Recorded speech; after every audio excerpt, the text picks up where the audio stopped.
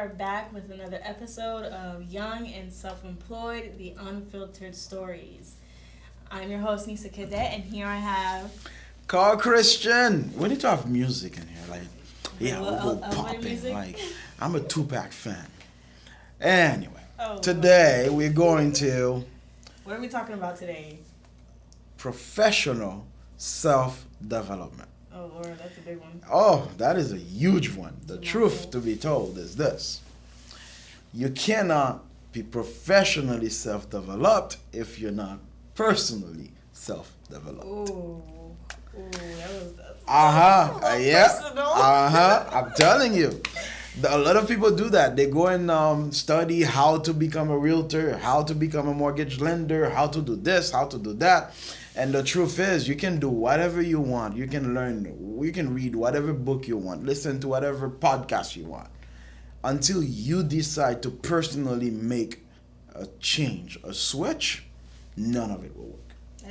That's actually really big, and I see that so much, really, because if you're sloppy in your personal day-to-day life, you're not gonna just pick up and go in your professional life. That's not how that works. And it's People are gonna see very it. difficult to live two lives. Yeah. You know, if you're messy in one and you're trying to be disciplined in the other, guess what? One is gonna actually overcome the other one, and I hope it's the discipline that takes over. Right. But yes, I have a personal experience on that. Yes. And do you guys this?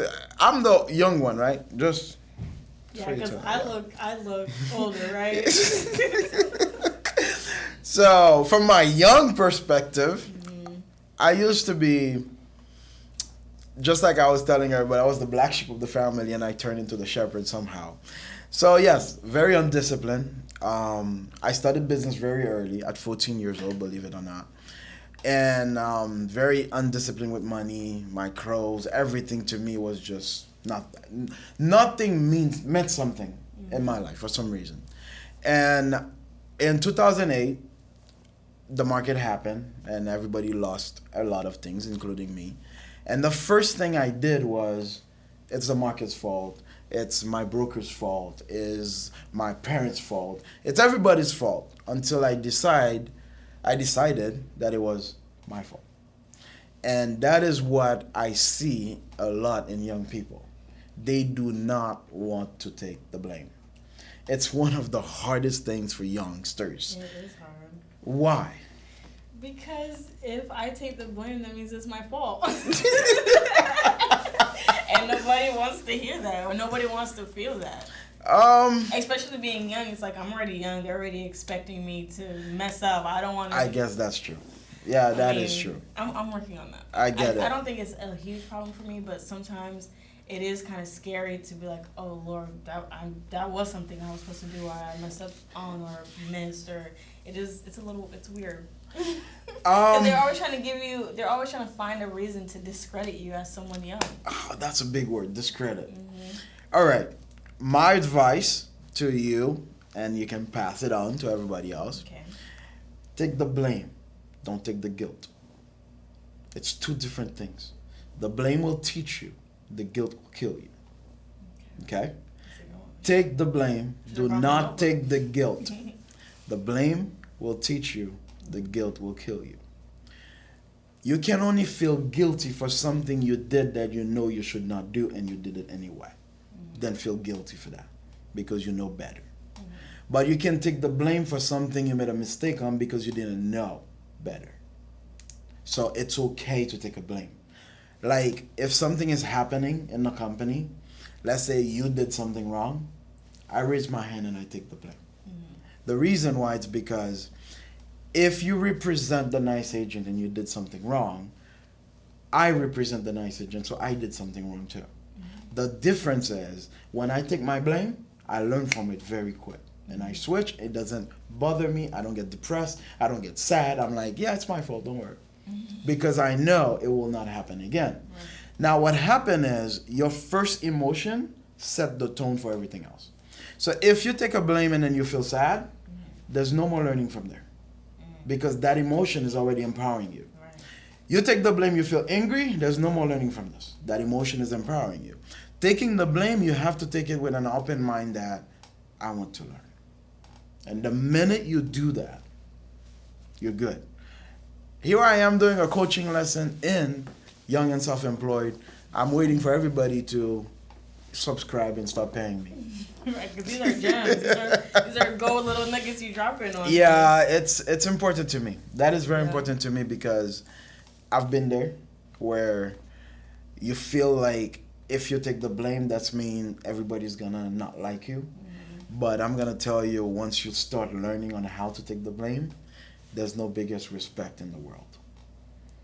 If somebody call you and say, "Hey Nisa, you did this," and you said like, "Yeah, you're right. It's my fault. I apologize for this." That level of respect just go up to the like ceiling. It's just like it's crazy. Yeah. Okay, so yes, learn to take the blame. Take the blame for things that you haven't even done. Okay. I'll dwell on that. Yeah, it's hard. I know it's hard, but I've developed it with times. You know, with the time, I learn. I read a lot of books, and I take the blame. I'll take the blame for things that I have nothing. Like I'll see an accident, and I'll be telling you I have nothing to do. Two cars just hit each other, and I'll be like, maybe if I was not in the road, they would actually not hit each other. Wow. That like it's you. You may think it's stupid, but it's just me training myself. When things are happening, look at me first, because you can change it, and that's the reason why. Yes, take the blame. And that's big because usually people are always. You said look at you first. People are always look at people first. Yep. Look at everybody else first because there's no way it could have been me. Yeah. That's good. I have a question for you though. Talk to me. So we're talking about professional development. What habits, I guess, or what things would you say someone would need to develop personally before they even think about the professional? Oh, I can tell you. On when I'm coaching people, that is one of my favorite words. Now it's gone, but back in the days, if you take up your phone and you look on the upper right corner, it says LTE, right? Right. That's my favorite word. Okay. LTE means to me, learn to earn. Okay? And a lot of people, when they say earning, they think money. No. You have to earn people's respect. You have to earn people's love. You have to earn people's friendship. You have to earn money for you to live. And the thing about it is, we never take a minute to actually learn those things. Have you ever go and read a book about how to learn to be a friend? I'm actually I do have a book like that. Good. You see? That is, to me, one of the most beautiful things I've heard today, because somebody's taking the step to learn how to become a good friend. Most people don't do that. Learn how to become a lover, and people don't do that. You see, learn how to become professional. People don't, they just think we'll learn on the fly. It's not true. So yes, learn to earn. That's my biggest advice. Me personally, YouTube, one of my best teachers ever. A lot of people goes on YouTube to watch videos or listen to music, but me, it's all about self-development. Yeah. There's always somebody, something, somewhere. Jim Rohn, Les Brown, Eric Thomas, Tony Robbins, you know. I'm always this, and the thing is that I listen to them over and over, the same thing over and over, and every time you catch something new. Right.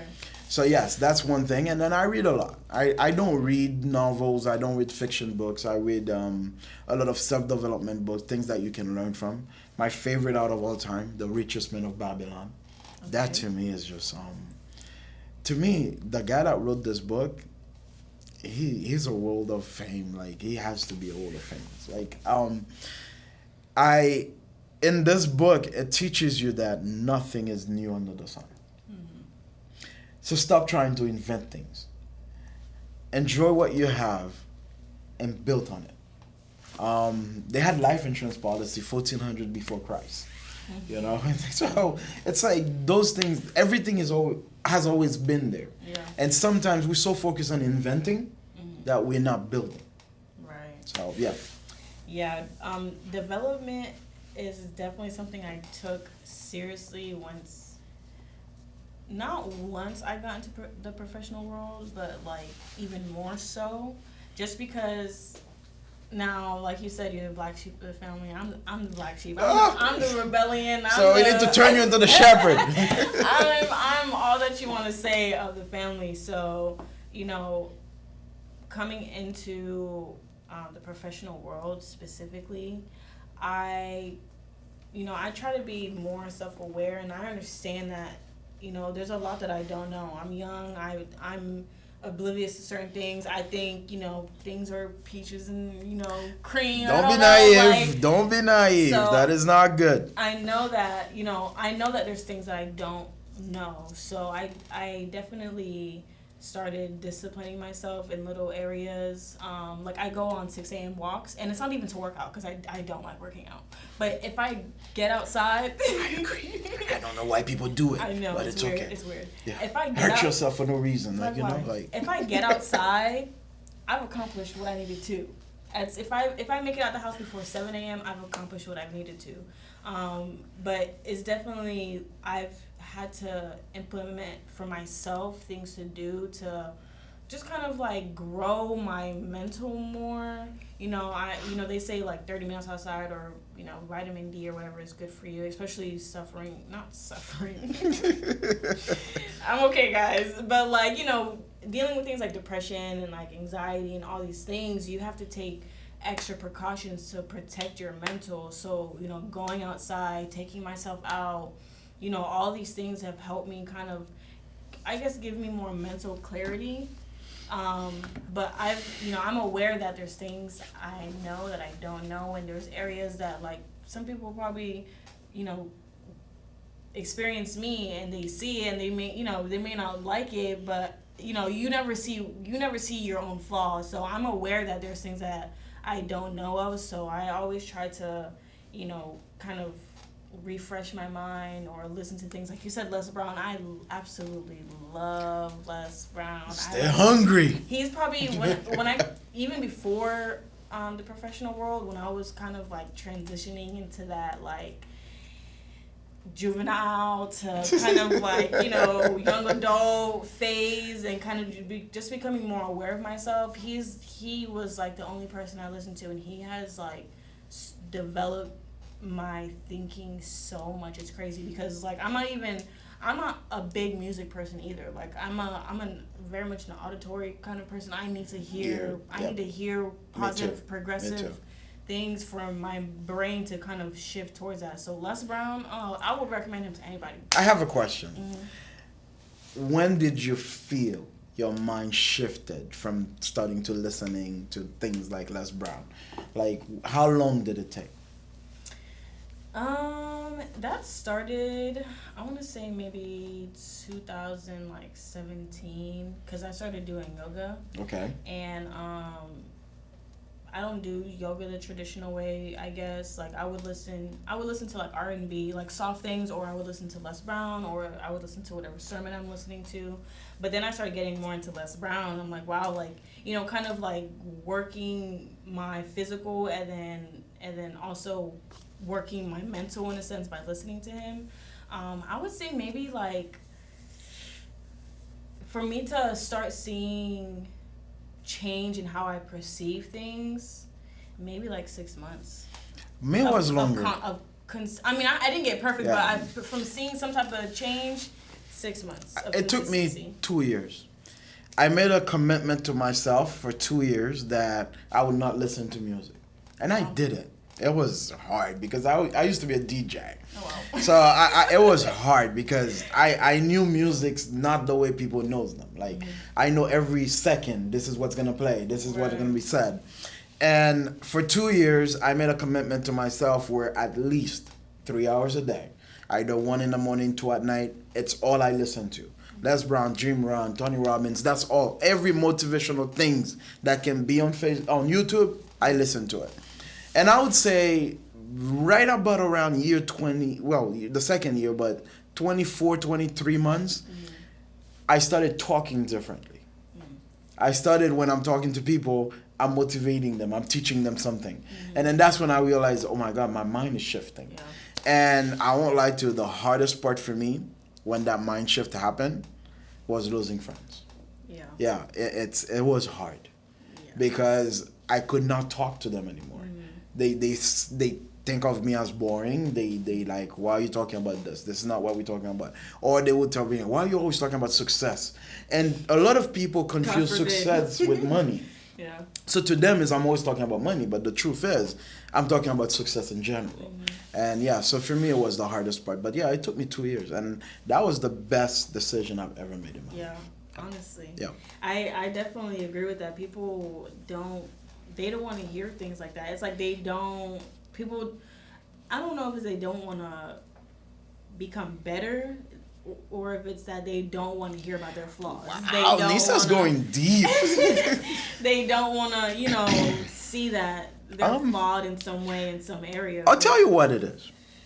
There's a motivational speech that I listened to one time, and they told a guy that they are about to kill him, like they're gonna, like he did something wrong.